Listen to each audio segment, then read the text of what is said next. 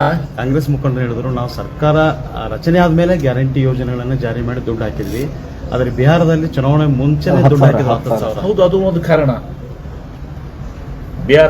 ಬಿಹಾರದಲ್ಲಿ ಮಹಾರಾಷ್ಟ್ರದಲ್ಲಿ 6 ತಿಂಗಳು ಮೊದಲು ಹಾಕಿದ್ರು ಲಾಡ್ಕಿ ಬಹನ.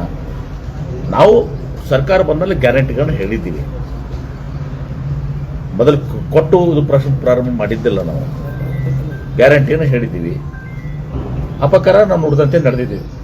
ಆರಿಶ್ ಬಂದ ಮೇಲೆ ಜನರಿಗೆ ಮಾತನ್ನು ಕೊಟ್ಟಿದ್ದೀವಿ, ಉಳಿಸ್ಕೊಂಡಿದ್ದೀವಿ, ನುಡಿದಂತೆ ನಡೆದಿದ್ದೀವಿ ನಾವು.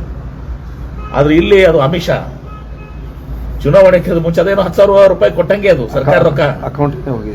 ಅದೇ 1,50,00,000 ರೂಪಾಯಿ ಏನ್ರಿ 10,000 ರೂಪಾಯಿ ಅದನ್ನ ಒಂದು ಓಟಿಗೆ ಕೊಟ್ಟಂಗೆ ಅದು ಕರೆಕ್ಟ್ ಹೌದಲ್ಲೋ?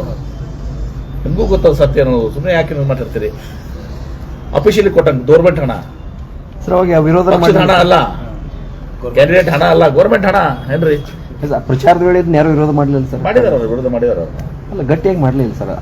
ಮಾಡಿದಾರೆ. ನೀವು ಮಾಧ್ಯಮದವ್ರು ಮಾಡ್ಬೇಕಲ್ಲಪ್ಪ. ನೀವು ಇದು ಸರಿಯಲ್ಲ, ಇದು ಪ್ರಜಾಪ್ರಭುತ್ವ ವ್ಯವಸ್ಥೆಲ್ಲ, ಇದು ಈ ರೀತಿ ಇದು ಓಟ್ ಖರೀದಿ ಮಾಡುವಂತದ್ದು ಅಂತ ಹೇಳಿ ನೀವು ಹಾಕ್ಬೇಕಲ್ಲ. ನೀವು ಮೀಡಿಯಾದವರು ನೀವೇ ಹಾಕ್ಲಿಲ್ಲಪ್ಪ. ಅದು ಬಂದಿದೆ. ಹಾಕ್ಬೇಕಾಗಿತ್ತು ಮೀಡಿಯಾದವರು.